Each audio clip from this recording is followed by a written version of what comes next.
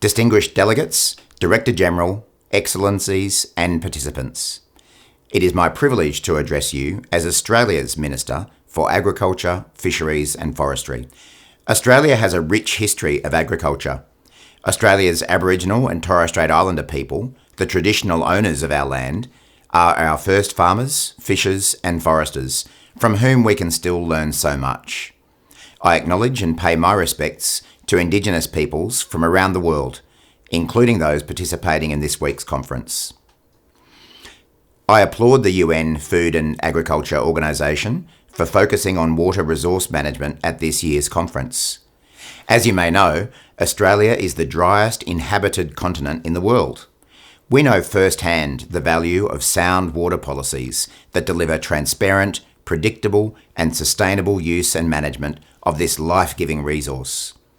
We look forward to contributing our experiences in driving greater agricultural water efficiency this week. This FAO conference is an opportunity to come together to consider global challenges affecting agriculture. It allows us to collectively consider and take steps towards ensuring our agri-food systems can support the UN's Agenda 2030 and help achieve the Sustainable Development Goals. The challenges and drivers of food insecurity, climate change, the effects of COVID-19, cost of living pressures and conflicts are well understood. And while these challenges are immense, they're not insurmountable. Australia condemns Russia's illegal and immoral invasion of Ukraine, which continues to exacerbate the food accessibility and affordability crisis across the globe.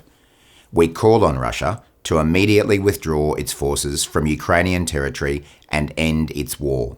Solutions to improve agricultural output and produce agri-food products more sustainably do exist and provide a basis for a more positive outlook. I'm extremely proud of the innovations being implemented by Australian farmers. They are reducing emissions, building resilience and adapting their practices to deliver long-term productivity growth and ensure global food security. While there is no one-size-fits-all approach, Australia's farmers are utilising precision fertiliser techniques, improving soil management practices, reducing water use, and introducing hybrid technologies that reduce emissions. They are taking real actions to improve productivity and sustainability, while also adapting to and mitigating the effects of climate change. Our farmers are leading the way, with our pork and red meat industries committing to carbon neutral production by 2025 and 2030 respectively. And they are being supported by the Australian Government, which is now a willing partner committed to reaching net zero emissions by 2050.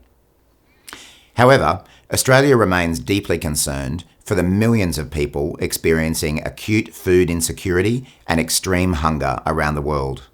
If we're to achieve zero global hunger and respond to the worsening global food security crisis, we cannot do this in isolation.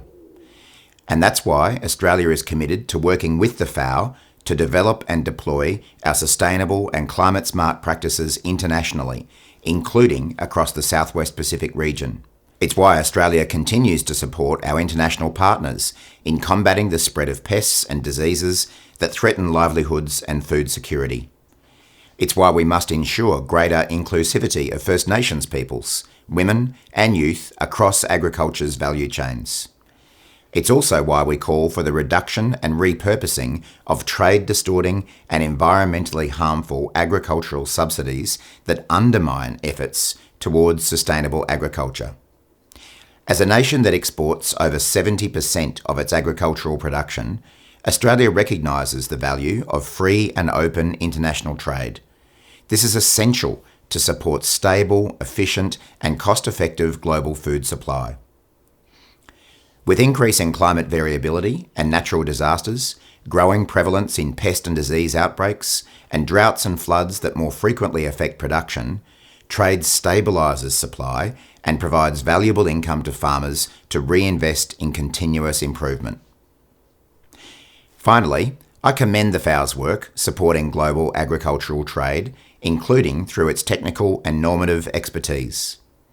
Now more than ever, Australia stands ready to work collaboratively with the FAO and the global community to develop and share solutions towards the FAO's strategic objectives, better production, better nutrition, better environment, and better life.